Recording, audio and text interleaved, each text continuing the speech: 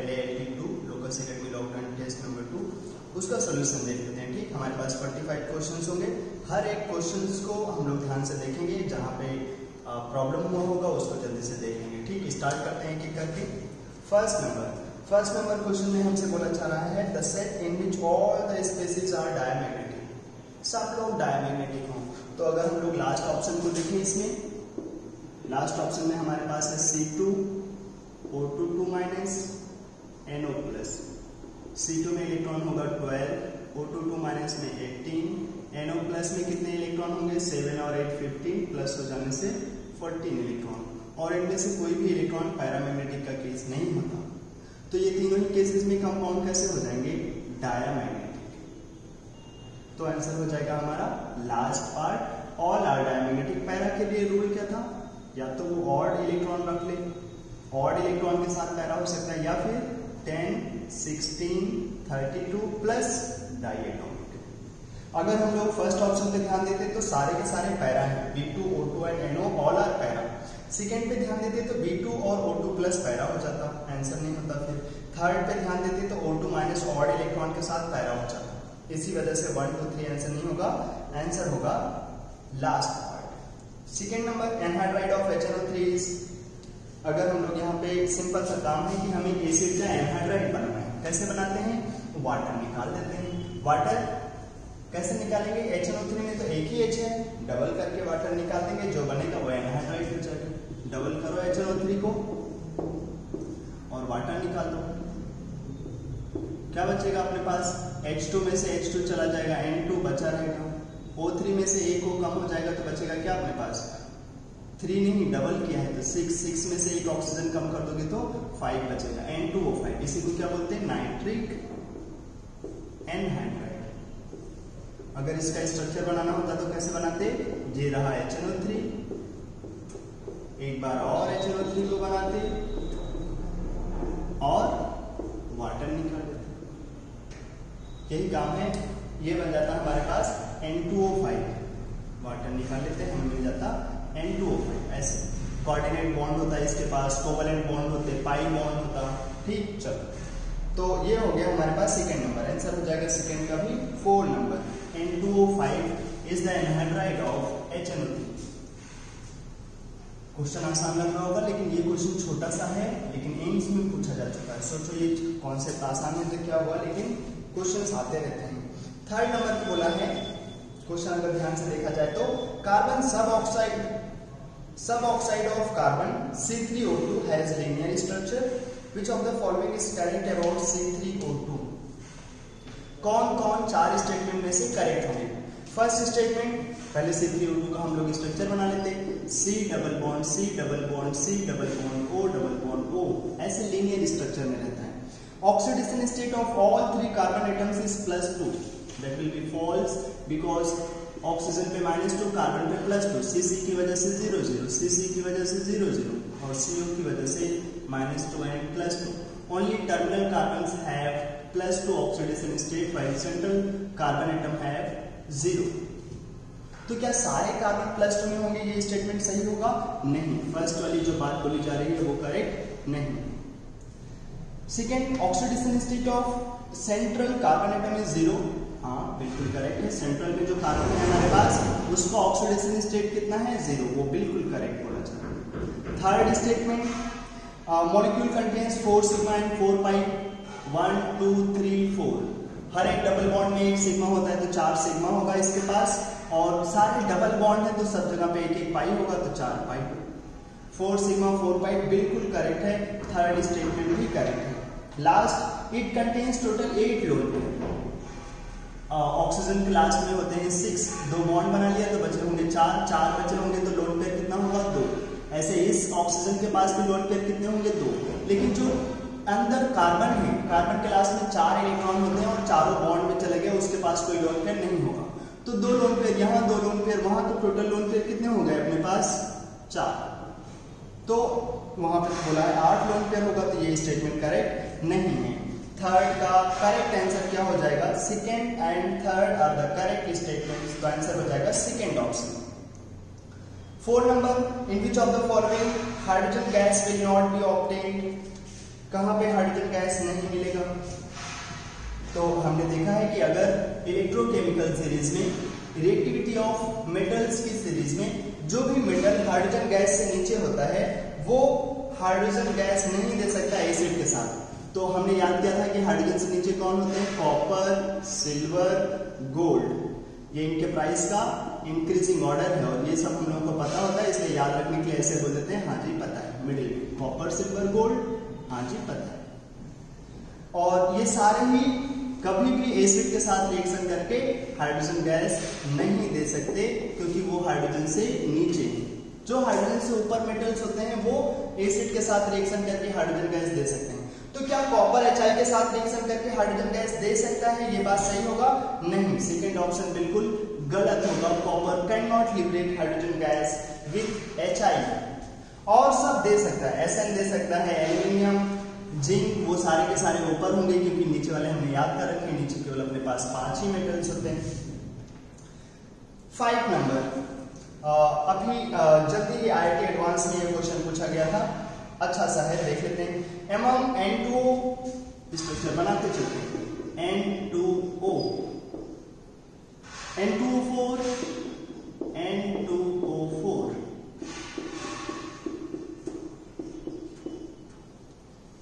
H2S2O3 बोले तो थायोसल्फ्यूरिक acid कैसे बनाते थे? H2SO4 बनाते थे, वहां पे एक ऑक्सीजन हटा के वहां पे लगा देते सल्फर, डबल बॉन्ड ऑक्सीजन को हटा के, ये हो गया थायोसल्फ्यूरिक एसिड।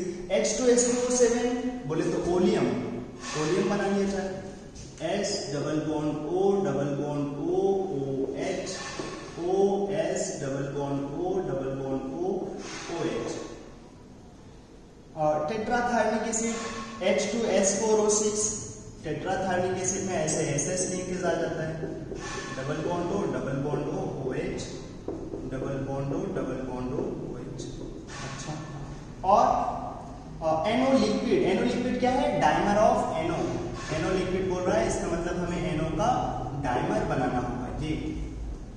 और H2S2O8 बोले तो मार्शल्स एसिड, मार्शल्स एसिड कैसे दिखते हैं? S double bond O double bond O, oleum के बीच में जहां पे ऑक्सीजन एक ही रहता है, यहाँ पे दो ऑक्सीजन आ जाते हैं, ये हो जाता है हमारे पास H2S2O8। अच्छा, अब बोला है the total number of molecules containing covalent bond between two atoms of the same kind. दो सेम एटम्स के बीच में कोवेलेंट बॉन्ड कहाँ कहाँ होगा? यहाँ पे तो नहीं है, यहाँ पे नाइट्रोजन नाइट्रोजन सेम ही एटम है और डबल ट्रिपल सिंगल ये सारे के सारे कोवेलेंट बॉन्ड है, यहाँ है, यहाँ पर भी है। दो सेम एटम के बीच में सल्फर सल्फर सेम एटम के बीच में कोवेलेंट बॉन्ड, यहाँ पर ऑक्सीजन ऑक्सीजन, यहाँ पर नाइट्रोजन नाइट्रोजन, यहाँ पर सल्फर सल्फर। तो कितने हो गए? 1 2 3 4 5 6 except helium all contains covalent bond between two atoms of the same kind. Answer हो जाएगा हमारे पास third. Next, the main oxides formed on formation of lithium, barium, potassium in excess air respectively। अब बोलने के लिए तो उन्होंने एयर बोला है, लेकिन हमसे चाहते हैं कि ऑक्साइड कौन कौन सा बनेगा, मेन ऑक्साइड क्या मिलेगा। तो हमने सीखा है लिथियम केवल और केवल चाहे जितना ऑक्सीजन दे दो वो केवल लिथियम का ऑक्साइड ही बना सकता है। बेरियम, बेरियम को ऑक्सीजन दोगे तो वो बेरियम के परऑक्साइड तक जा सकता है, BaO2। और पोटेशियम को ऑक्सीजन देके याद करो, potassium, rubidium, caesium can form super oxide. ज्यादा ऑक्सीजन दोगे तो अल्टीमेटली अपने सुपर ऑक्साइड में चले जाएंगे। सुपर ऑक्साइड O2 माइनस तो K प्लस, ऐसे ही बैलेंस हो जाएगा। ये बनेगा 3 Li2O, BaO2 and KO2, that is answer number 4।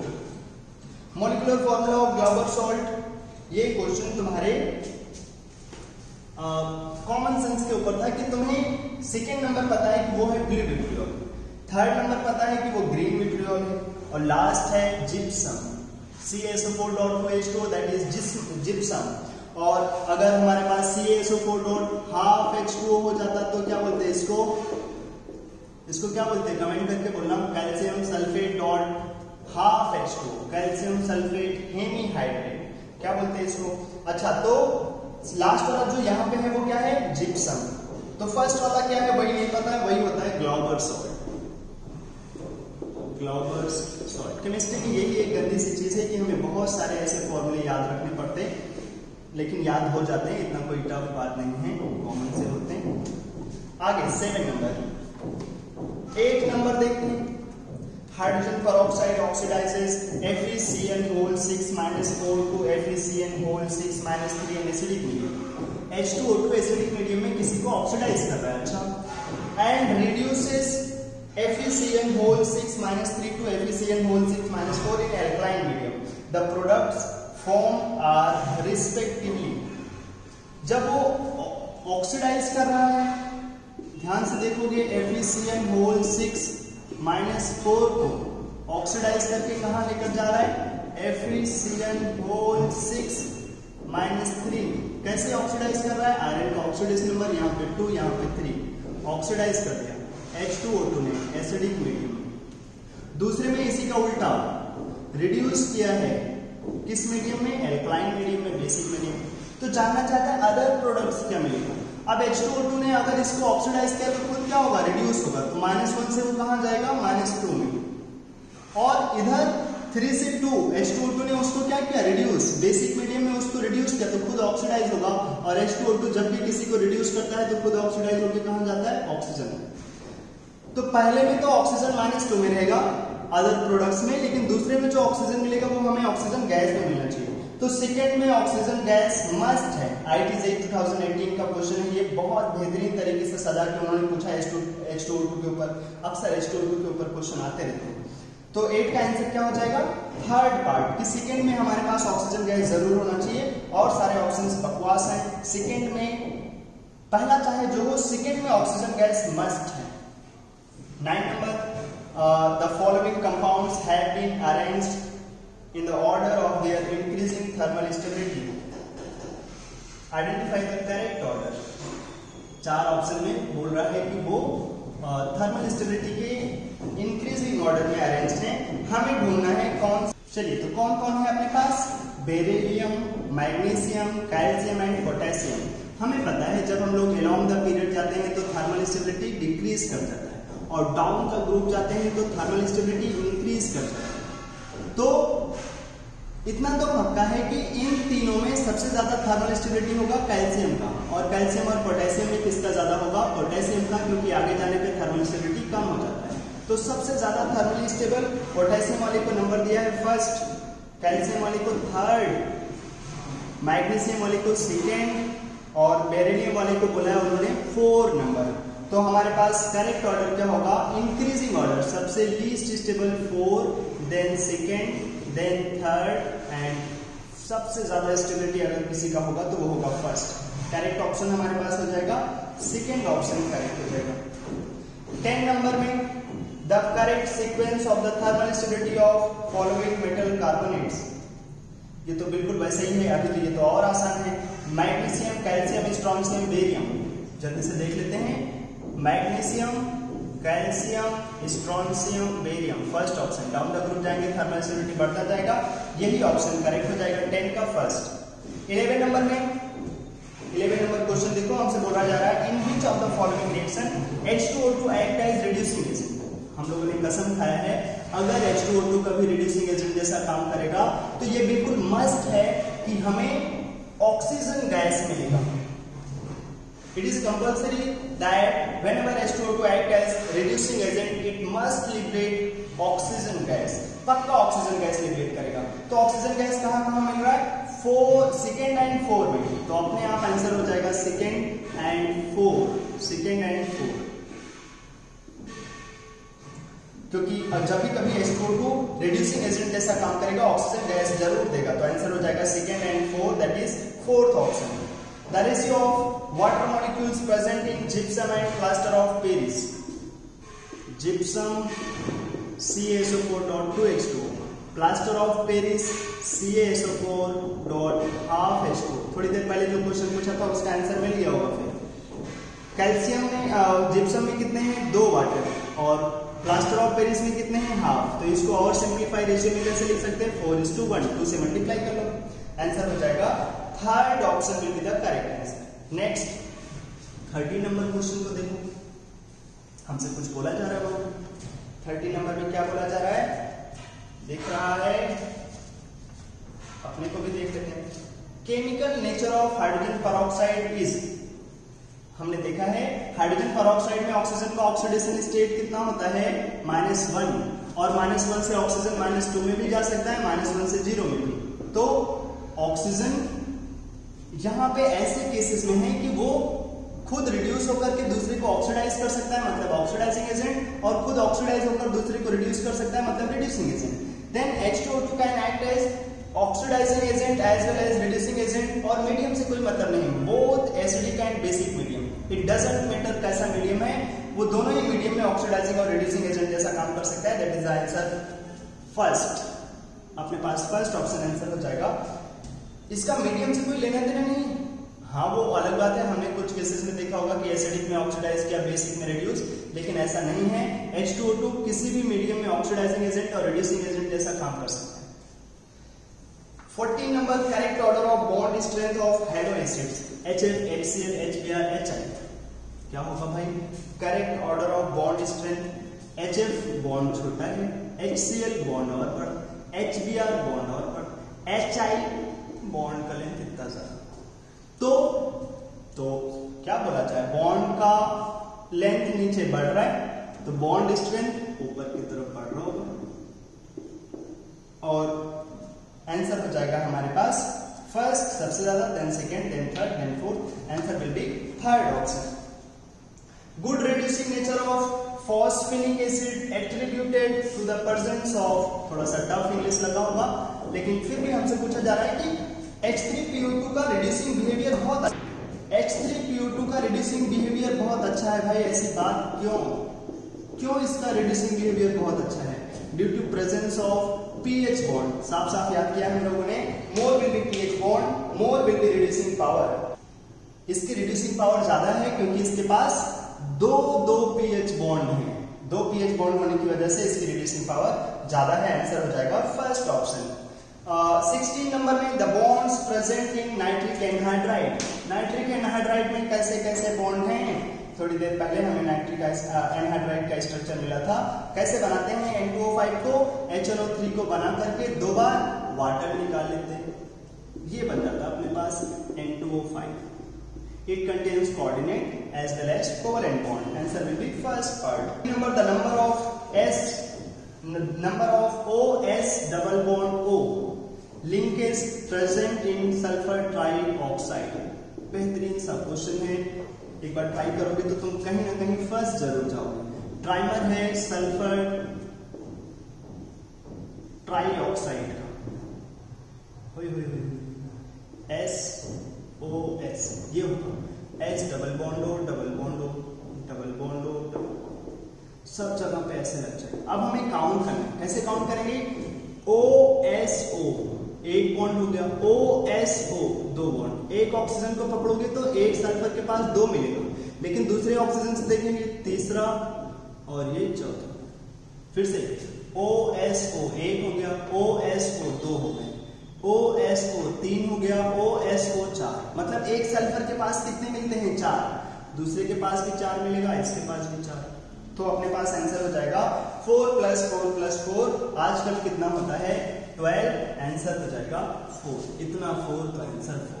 Increasing order of bond energy of following halogens, fluorine, chlorine, bromine, iodine, हमने याद रखा है सबसे ज्यादा बॉन्ड स्ट्रेंथ क्लोरीन का, और फिर फ्लोरीन का नहीं, फ्लोरीन का ब्रोमीन से भी कम होता है, ये करेक्ट ऑर्डर है। अब उन्होंने नंबर क्या दिया है, क्लोरीन को दिया है 3rd, ब्रोमीन को दिया है 2nd, फ्लोरीन को दिया है 1st, आयोडीन को दिया है 4 नंबर। ये जो ऑर्डर लिखा वो कैसा ऑर्डर है, ये डिक्रीजिंग ऑर्डर लिखा है, इंक्रीजिंग ऑर्डर चाहिए तो 4 number, then 1st, then 2nd, then 3rd, ये हो जाएगा increasing order of bond strength 4 1 2 3, 4 1 2 3, answer हो जाएगा हमारे पास 3rd ऑप्शन।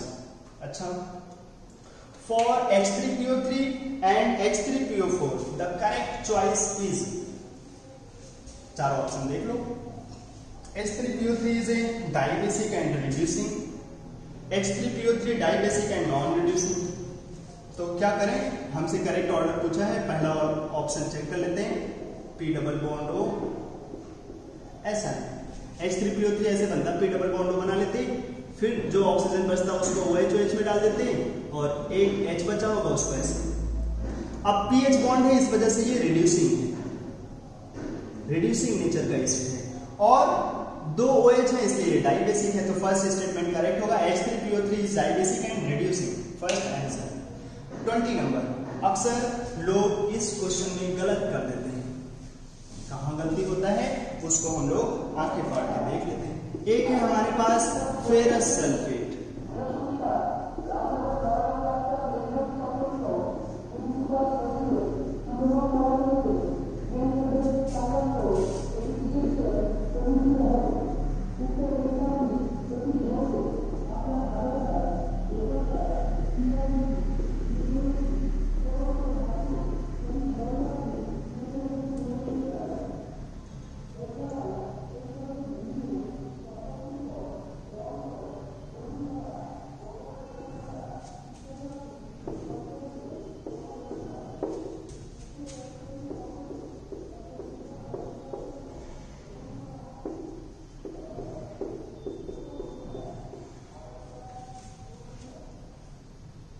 देखो जो हमारे पास दो तरीके के आयरन के सल्फेट होते हैं, एक होता है ferrous sulphate that is green vitriol FeSO4, एक होता है ferric sulphate Fe2SO4 whole thrice ferric sulphate. तो दोनों के दोनों जो है ना, दोनों SO2 SO3 नहीं लिबरेट करते, हम लोगों ने याद कर रखा है। Only ferrous sulphate can liberate SO2 and SO3 both, only ferrous sulphate, और कोई भी ऐसा सल्फेट नहीं जो हमें SO2 और SO3 दोनों दे सके।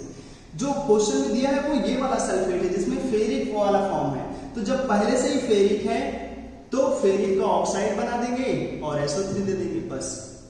केवल और केवल फेरस सल्फेट है जो SO2 और SO3 दोनों दे सकता है, फेरिक नहीं। इसका मैकेनिज्म में तुम्हें H2SO4 की जो रिएक्शन का सीरीज चल रहा है उसमें मिल जाएगा, लेकिन अभी के लिए ध्यान रखो कि ये फेरस सल्फेट दिया होता तो आंसर होता first part SO2 SO3 and Fe2O3, but जो क्वेश्चन है वो फेरस सल्फेट नहीं, वहां पे फेरिक सल्फेट बोला गया है, और फेरिक सल्फेट तो फेरिक ऑक्साइड देगा। Pair of halo acids which can act as reducing agent with H2SO4, कौन कौन है जो H2SO4 के साथ रिड्यूसिंग एजेंट जैसा काम कर सकते हैं? जिसके साथ H2SO4 ऑक्सीडाइजिंग एजेंट जैसा काम कर पाएगा। किसके साथ H2SO4 ऑक्सीडाइजिंग एजेंट जैसा काम कर पाएगा? HBr और HI के साथ। हमें पता है क्यों? क्योंकि फ्लोरीन क्लोरीन अच्छे ऑक्सीडाइजिंग एजेंट है, H2SO4 थोड़ा सा वीक है लेकिन ब्रोमीन और आयोडीन से अच्छा है, इस वजह से H2SO4 फ्लोरीन क्लोरीन नहीं बना सकता लेकिन ब्रोमीन और आयोडीन बना सकता है। कहां से? HBr से और HI से। इनसे फिर रिएक्शन कर जाएगा, रिएक्शन करेगा तो H2SO4 कैसा काम करेगा? ऑक्सीडाइजिंग एजेंट जैसा। तो HBr और HI रिड्यूसिंग एजेंट जैसा काम कर जाएंगे। आंसर हो जाएगा अपने पास last 22 number. Consider the following statements. हमारे पास 4 स्टेटमेंट गिवन है और हमें एक एक को देखना है कौन कौन सा करेक्ट है, कौन कौन सा इनकरेक्ट, ट्रू फॉल्स करके देखना है। देखा जाए कि फाड़ के first lithium nitrate and beryllium nitrate, हमसे बोला जा रहा है कि जो बेरिलियम नाइट्रेट है उसकी थर्मल स्टेबिलिटी ज्यादा होगी, तो हम बोलेंगे नहीं, गंदी बात बोल रहा है अपने से। लिथियम से आगे जाएंगे तो बेरिलियम मिलेगा और आगे जाने पे थर्मल स्टेबिलिटी कम हो जाता है, बढ़ता नहीं। तो फर्स्ट तो बिल्कुल गंदी बात कर रहा है, फर्स्ट वाला होगा false. Second, lithium bicarbonate and sodium bicarbonate down the group गए, लिथियम से सोडियम नीचे जाते हैं तो थर्मल स्टेबिलिटी बढ़ जाता है। तो क्या यहां पर भी गंदी बात बोला? उसने बोला लिथियम बाइकार्बोनेट का थर्मल स्टेबिलिटी ज्यादा है, ये भी है फॉल्स।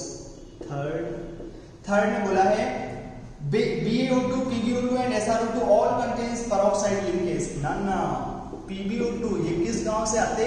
काशी गए सन पंजाब, काशी गए सन Punjab. Carbon family CC carbon CC4, ये लोग 4 ऑक्सीडेशन स्टेट शो कर सकते हैं। तो अगर दोनों ऑक्सीजन होगा -2 में तो लेड को X ले लो, दोनों ऑक्सीजन को -2 में इक्वल्स टू 0, तो X कितना आ जाएगा? 4। सही है।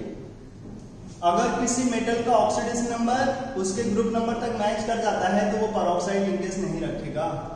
अब लेकिन BaO2 के पास पेरोक्साइड होगा क्योंकि बेरियम ओनली सोर्स +2, तो इधर आएगा -2, ये बन जाएगा पेरोक्साइड। ऐसे SrO2 स्ट्रॉन्सियम ऑलवेज सोर्स +2, तो O2 पे माइनस। इसका मतलब BaO2 और SiO2 peroxide लिंकेज कंटेन करता है, लेकिन PbO2 लेड का ऑक्साइड है, lead 4 oxide. Calcium sulphate is known as dead burn plaster. अच्छा, थर्ड की बात किया जाए तो थर्ड भी फॉल्स है, क्योंकि सारे पेरोक्साइड लिंकेज नहीं कंटेन कर रहे। 4 number, calcium sulphate is known as dead burn plaster, बिल्कुल सही बात बोला जा रहा है। Dot two H2O gypsum, dot half H2O calcium sulphate में उसको बना देता है POP, प्लास्टर ऑफ पेरिस। सजाने में यूज करते हैं प्लास्टर को ऐसे। और जो हमारे पास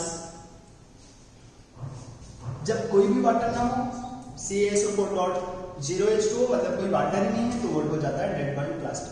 तो आंसर क्या हो जाएगा? False, false, true. आंसर हो जाएगा सेकेंड। 23 नंबर में देखो, हमसे बोला जा रहा है in which of the following all bicarbonates does not exist in solid state. सब के सब सॉलिड स्टेट में एग्जिस्ट नहीं करता। कौन कौन नहीं करते भाई? Lithium, beryllium, magnesium, calcium, strontium, barium. इतने बच्चे ये सॉलिड स्टेट में एग्जिस्ट नहीं करते, ये मतलब इनके बाइकार्बोनेट। और सोडियम, पोटेशियम, रुबिडियम, सीजियम, इनकी थर्मल स्टेबिलिटी ज्यादा होता है, इनके बाइकार्बोनेट सॉलिड स्टेट में एग्जिस्ट कर जाते हैं। तो ध्यान से देख लो, beryllium, magnesium, calcium, strontium. Answer हो जाएगा थर्ड पार्ट। फर्स्ट में कहां प्रॉब्लम हो जाएगा? फर्स्ट में प्रॉब्लम हो जाएगा सोडियम, पोटेशियम, रुबिडियम से, वो तो एग्जिस्ट करता है। सेकंड में कहां प्रॉब्लम हो जाता? वही सीजियम बाइकार्बोनेट से। लास्ट में तो सारे सॉलिड स्टेट में एग्जिस्ट करते हैं, सोडियम, पोटेशियम, रुबिडियम, सीजियम। जो नहीं एग्जिस्ट करता है सॉलिड स्टेट में बाइकार्बोनेट, वो कौन कौन से? Lithium, beryllium, magnesium, calcium, strontium, barium. Answer हो जाएगा थर्ड पार्ट। अच्छा, 24 नंबर देखा जाए। 24 हमसे पूछा है coefficient of water, H2SO4 and water. अच्छा सा क्वेश्चन है, बैलेंसिंग करने में मजा आएगा और है थोड़ा सा दमदार। Cu3P2 plus K2Cr2O7 plus H2SO4, और इसको वो लेकर आ रहा है कहां? कॉपर सल्फेट में प्लस H3PO4 में प्लस K2SO4 में प्लस क्रोमियम का सल्फेट Cr2SO4 होल थ्राइस। ये अभी तक का सबसे अच्छा क्वेश्चन है। बैलेंसिंग में थोड़ा सा टाइम लगेगा। लास्ट में वाटर, यहाँ पे फॉस्फोरस होगा -3 में, कॉपर होगा +2 में, क्रॉस मल्टीप्लाई करके 2 इधर और ये कॉपर 2+ में, यहाँ भी कॉपर 2+ में, उसके ऑक्सीडेशन नंबर में कोई चेंज नहीं है। फॉस्फोरस -3 से +5 में चला गया, तो चेंज कितने का? 8 का। तो 2 फॉस्फोरस के लिए चेंज कितने का? 16 का। क्रोमियम वहां पे, इसके लिए तो चेंज हो जाएगा 6 का, 6 से गया 3 में, 3 का चेंज 2 क्रोमियम के लिए 6 का चेंज आ जाएगा। 16 और 6 को हम लोग लिख सकते हैं 8:3, तो 3 ले आएंगे इधर, 8 लेकर जाएंगे इधर, 8 Cr2, तो यहाँ पे 8 लिखना पड़ेगा। 3 × 2 6 फॉस्फोरस, तो 6 लिखना पड़ेगा। 3 3 × 9 तो कॉपर हो जाएगा 9, तो 9 CuSO4 लिखना पड़ेगा। अब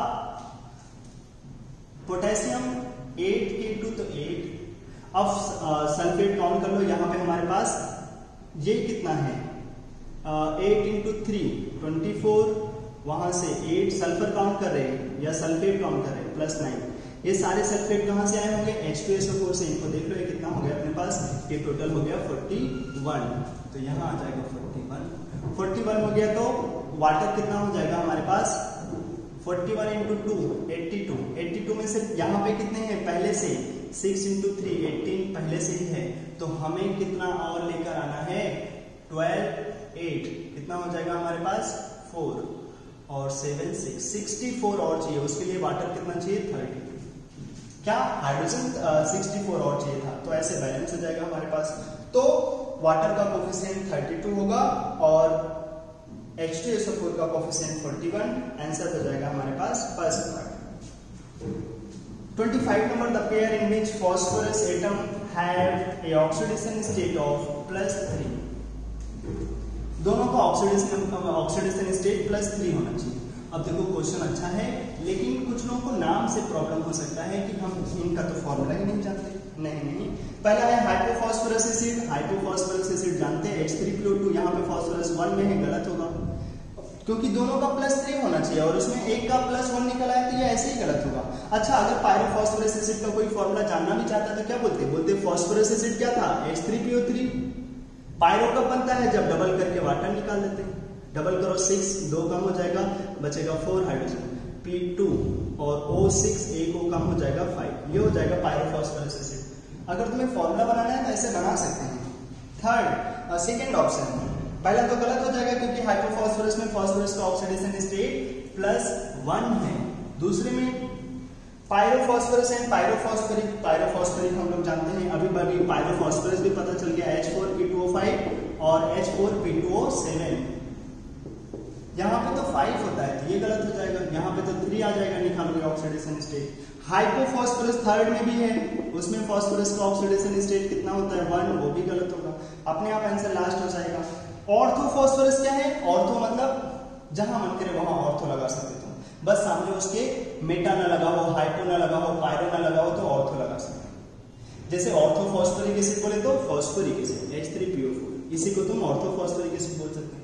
बोरिक एसिड या ऑर्थोबोरिक एसिड, क्लोरिक एसिड या ऑर्थोक्लोरिक एसिड, फर्क नहीं पड़ता ऑर्थो का मतलब। तो जो लास्ट वाले हैं ऑर्थोफॉस्फोरस मतलब फॉस्फोरस H3PO3, तो यहाँ फॉस्फोरस होता है 3 में। और पायरोफॉस्फोरस, इसी को डबल करके वाटर निकालोगे H4P2O5, उसमें भी फॉस्फोरस आ जाएगा 3 में, तो आंसर हो जाएगा हमारे पास last part. 26 number, which of the following properties is not shown by NO। कौन सी प्रॉपर्टी है जो NO से शो नहीं होगा। First, it is paramagnetic in liquid state, बस यहीं पे ध्यान देना था। लिक्विड स्टेट में ये पैरा नहीं है, लिक्विड स्टेट में NO क्या हो जाता है, डायमराइज हो जाता है। फिर NO के पास तो 15 इलेक्ट्रॉन था, लेकिन डायमराइज कर जाएगा तो कितने इलेक्ट्रॉन हो जाएंगे, 15 × 2 बोले तो 30, और 30 पे वो पैरा नहीं हो सकता, होना पड़ेगा उसको डाया। तो 26 का आंसर हो जाएगा first part. 27, boron boric acid में चला जाएगा और फॉस्फोरस फॉस्फोरिक एसिड में, आंसर हो जाएगा लास्ट पार्ट। 28 नंबर में, mercury loses its meniscus due to the formation of mercurous oxide Hg2O, ये हो जाएगा A। और when it comes with the contact of which gas, ozone gas, ये हो जाएगा B। और B and A are respectively, तो B ozone, A Hg2O, answer हो जाएगा थर्ड पार्ट। थोड़ा सा देख लेना, इधर उधर गड़बड़ हो सकता है। SO2 gas will not obtain in, जहां पे H2SO4 ऑक्सीडाइजिंग एजेंट काम कर पाएगा वहां पे H2SO4 मिल जाएगा, जहां पे H2SO4 ऑक्सीडाइजिंग एजेंट जैसा काम नहीं कर पाएगा वहां पे H2SO4 नहीं मिल पाएगा, ऐसा है। हाँ, चलो देख लिया जाए। फिर पहले में है जिंक प्लस H2SO4, वहां पे तो हमें SO2 मिल जाएगा, जिंक सल्फेट में चला जाएगा। सेकेंड में भी कॉपर सल्फेट में SO2 मिल जाएगा।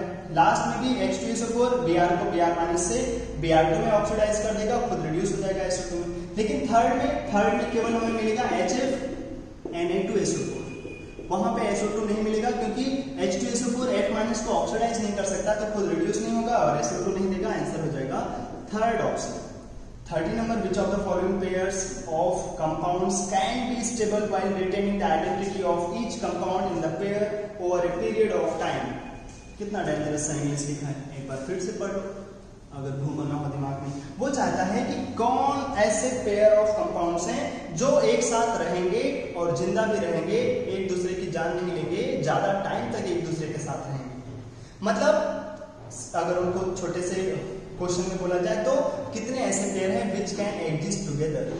HF and H2SO4 can exist together, yes, क्योंकि H2SO4 HF के साथ कुछ नहीं कर सकता, ऑक्सीडाइज नहीं कर सकता, एसिड बेस तो होगा ही नहीं क्योंकि दोनों एसिड हैं। डिहाइड्रेटिंग एजेंट H2SO4 का कुछ कर नहीं पाएगा, तो पहला पेयर एक साथ रह सकता है। HCl and H2SO4 can exist together, yes, क्योंकि H2SO4 Cl- को भी ऑक्सीडाइज नहीं कर सकता। तो फर्स्ट एंड सेकेंड जो हमारे पास कंपाउंड्स पेयर दिए हुए हैं वो एक साथ एग्जिस्ट कर सकते हैं। लेकिन HBr और H2SO4 नहीं, क्योंकि H2SO4 Br- को देख करके छोड़ेगा नहीं, ऑक्सीडाइज कर देगा। तो थर्ड नंबर जो है वो नहीं रह सकते एक दूसरे के साथ, और लास्ट में तो पक्का नहीं रह पाएगा, H2SO4 I- को बहुत जल्दी I2 में ऑक्सीडाइज कर देगा। चलो तो आंसर हो जाएगा 1 and 2 can exist together, answer will B second part. 31, which of the following in which of the following first one is neutral oxide and second one is acidic। Neutral हमें पता है कौन कौन ऑक्साइड होते हैं neutral, 4 कौन कौन से, NO, CO, N2O, H2O, these are the 4 oxides which is neutral। तो फर्स्ट वन इन्हीं में से कोई ना कोई होना चाहिए, चाहे आंसर फर्स्ट ले लो या फिर आंसर थर्ड, क्योंकि वहां पे ही CO और N2O है, पहला न्यूट्रल ऑक्साइड है। दूसरा कैसा होना चाहिए एसिडिक, थर्ड वाले में तो दोनों ही न्यूट्रल है क्योंकि NO और N2O दोनों ही न्यूट्रल है, तो फर्स्ट वाला आंसर हो जाएगा CO न्यूट्रल।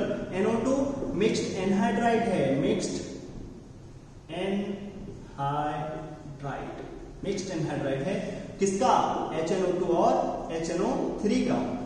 तो एसिड का एनहाइड्राइड कैसा होता है, एसिडिक नेचर का होता है, आंसर हो जाएगा first part. 32 which of the following pair, which one of the following pair of molecules does not exist, exist नहीं कर पाएगा, कौन है भाई, तो जिसका बॉन्ड ऑर्डर 0 हो जाएगा।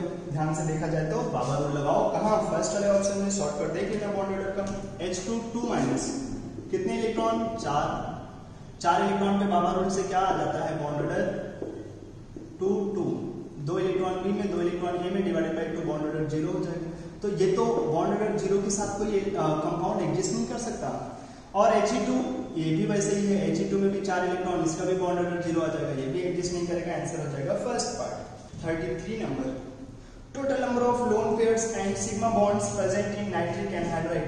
नाइट्रिक एनहाइड्राइड के ऊपर 3 क्वेश्चन हो गए, अभी हमसे पूछा जा रहा है total number of lone pairs and sigma bond. अच्छा है, नाइट्रिक एनहाइड्राइड इंपॉर्टेंट है, इसके बारे में और भी कई चीज हम लोग सीखेंगे।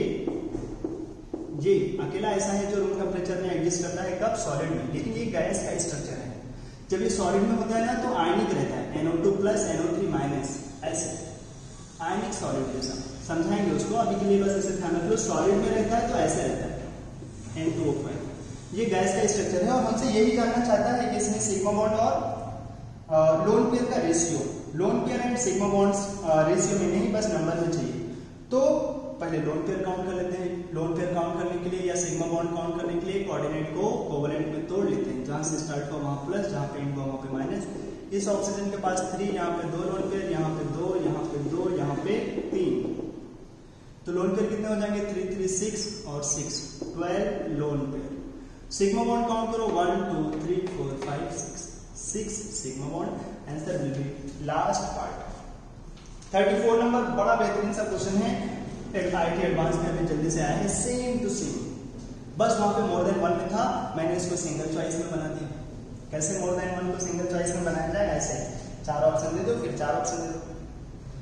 पहले तो बैलेंस कर लिया जाए, I minus plus ClO3 minus plus H2SO4, कहाँ जा रहा है ये जा रहा है Cl माइनस में प्लस I2 में प्लस HSO4 माइनस में, ऐसा ही है, हाँ ऐसा ही है। ऑक्सीडेस नंबर का चेंज 5 से -1 तो 6 का चेंज, -1 से 0 में गया तो 1 का चेंज, 6 आ जाएगा यहाँ, 1 चला जाएगा यहाँ, 6 है तो 3 लिख देंगे, 1 है तो 1 लिख देंगे। चार्ज बैलेंसिंग के लिए जाओगे तो यहाँ -1 चार्ज है और इधर है -6 और ये -7, तो यहाँ पर 6 लिखना पड़ेगा, जिससे कि इधर भी -7 हो जाए, उधर भी -7। 6 लिखेंगे तो यहाँ भी 6 लिखना पड़ेगा, 6 लिख दोगे तो हाइड्रोजन इधर हो जाएगा 12, इधर 6 और हाइड्रोजन लाना पड़ेगा, वो कैसे आएगा, 3 वाटर से। ये हो गया बैलेंस। अब बोला है stoichiometric coefficient of HSO4 minus is 6, very good, correct है, first one is correct. Second, iodine is oxidise, बिल्कुल, I माइनस से कहां गया, I2 में, तो आयोडीन ऑक्सीडाइज हो गया, ये भी सही। थर्ड, सल्फर इज रिड्यूस्ड, ना यहाँ पे भी 6 है, यहाँ भी 6 है, ये रिड्यूस नहीं हुआ, बिल्कुल जैसा काम किया, बस थर्ड नंबर कैसा है फिर, गलत। 4 number statement, water is one of the product, water is one of the product, बिल्कुल वाटर भी बनेगा हमारे पास, ये भी करेक्ट है। तो करेक्ट क्या हो जाएगा, 1 2 and 4, that is second option correct हो जाएगा। 35 नंबर, 34 को एक बार फिर से देख लेना, अच्छा सा क्वेश्चन है, बहुत कुछ समझ में आना चाहिए। ये बैलेंसिंग भी इंपॉर्टेंट था, अगर तुमने बैलेंसिंग के वीडियोस देखे होंगे तो ये बहुत आसान भी लगा होगा। 35 number, the reaction 3Cl minus plus नहीं है, इसको हीट कर देते हैं तो चला गया ये ClO3 माइनस में प्लस Cl माइनस में, बैलेंस करके लिखा है वहां पे ऐसे। पूछ रहा है ये रिएक्शन कैसी है, अरे भाई यहाँ क्लोरीन में +1 में, यहाँ +5 में, यहाँ -1 में, क्लोरीन हो गया ऑक्सीडाइज, क्लोरीन हो गया रिड्यूस, इट मींस एक ही एलिमेंट ऑक्सीडाइज, एक ही एलिमेंट रिड्यूस, तो रिएक्शन कैसी, रिएक्शन हो गई डिसप्रपोर्शनेशन। 35 का आंसर हो जाएगा थर्ड पार्ट। लल्लू सा क्वेश्चन था, आराम से आंसर बोल सकते हैं third part. 36 number YBA2CU3O7 which shows super conductivity. एक कंपाउंड है जो सुपर कंडक्टिविटी शो करता है। Assume that the rare earth element yttrium Y is in its usual +3 oxidation state। तो Y का +3 ऑक्सीडेशन स्टेट, बेरियम का हमें पता ही होता है 2, कॉपर का नहीं पता है, X ले लेंगे और 7 इंटू ऑक्सीजन का -2 इक्वल्स टू 0। तो X निकालेंगे यहां से, आ जाएगा 7/3। आंसर हो जाएगा फर्स्ट। अब ये सुपर कंडक्टिविटी जैसी बात क्यों किया है पता है? अगर इसकी वैल्यू तुम निकालोगे तो ये 2 पॉइंट समथिंग आएगा, 2 से थोड़ा सा ज्यादा। और कॉपर अक्सर या तो +1 में रहता है या फिर +2 में। लेकिन अगर कॉपर 2 से भी ज्यादा आ गया, इसका मतलब 7/3 को अगर सॉल्व करोगे तो ये तो 2 से थोड़ा ज्यादा आएगा। इसका मतलब है कॉपर 2 से ज्यादा ऑक्सीडेशन स्टेट शो कर दिया। इसका मतलब यहाँ पे अगर copper 2 plus oxidation state show करना है तो कितना इलेक्ट्रॉन देगा? कॉपर हमें 2 इलेक्ट्रॉन देगा, तो 2 इलेक्ट्रॉन की वजह से कंडक्टिविटी आएगा। लेकिन अगर तुम बोल रहे हो कि कॉपर 2 से ज्यादा ऑक्सीडेशन स्टेट शो कर रहा है प्लस में, तो वो 2 से ज्यादा इलेक्ट्रॉन रिलीज करेगा, 2 से ज्यादा इलेक्ट्रॉन, तो फिर उसकी कंडक्टिविटी बढ़ जाएगी क्योंकि और इलेक्ट्रॉन लिबरेट कर दिया उसने। इसी वजह से उसने स्टेटमेंट में यूज किया है सुपर कंडक्टिविटी, कि कॉपर 2 से ज्यादा ऑक्सीडेशन स्टेट में है। 37 नंबर, 36 का आंसर हो जाएगा first. 37 correct order of stability of K2 RbO2 CSO। हमें पता है जो सुपर ऑक्साइड्स, जो एलिमेंट जितना फास्ट रिएक्शन करते हैं, जिनकी रिएक्टिविटी ज्यादा होती है, वो उतना ही ज्यादा स्टेबल प्रोडक्ट बनाते हैं। तो पोटेशियम, रुबिडियम, सीजियम, ऑक्सीजन से रिएक्टिविटी का ऑर्डर क्या था? Down the group. और अगर ऑक्सीजन से रिएक्टिविटी का ऑर्डर डाउन द ग्रुप है तो इनकी स्टेबिलिटी का भी ऑर्डर डाउन द ग्रुप होगा। मोर will B reactivity, more will B stability of product. Answer हो जाएगा first, second, third. Second option हो जाएगा correct. Most stable peroxide among the following same, magnesium, calcium, strontium, barium. सबसे अच्छा कौन बनाएगा? Barium peroxide वो होगा मोस्ट स्टेबल। आंसर हो जाएगा first part. Incorrect about CO2 and SO2, both are diamagnetic correct, both are colourless correct, both can act as oxidising agent, it is also correct, क्योंकि carbon 4 में है, reduce हो सकता है, SO2 4 में है, वो भी रिड्यूस हो सकता है। अगर दोनों रिड्यूस हो सकते हैं तो both can act as oxidising agent. लेकिन लास्ट में बोला है both can act as reducing agent. अगर दोनों रिड्यूसिंग एजेंट जैसा काम कर सकते हैं, मतलब दोनों ऑक्सीडाइज हो सकते हैं। दोनों में पहला है CO2 खुद ऑक्सीडाइज नहीं हो सकता क्योंकि वो 4 में है, और 4 क्या है इसका? C से कार्बन, C से 4, 4 इसका ग्रुप नंबर है। 4 से ज्यादा उसका ऑक्सीडेशन स्टेट नहीं हो सकता, और ये इससे ज्यादा ऑक्सीडाइज नहीं हो सकता, तो ये कभी किसी को रिड्यूस नहीं कर सकता। CO2 never can act as reducing agent, कभी रिड्यूसिंग एजेंट जैसा काम नहीं कर सकता। तो लास्ट वाला स्टेटमेंट करेक्ट नहीं होगा।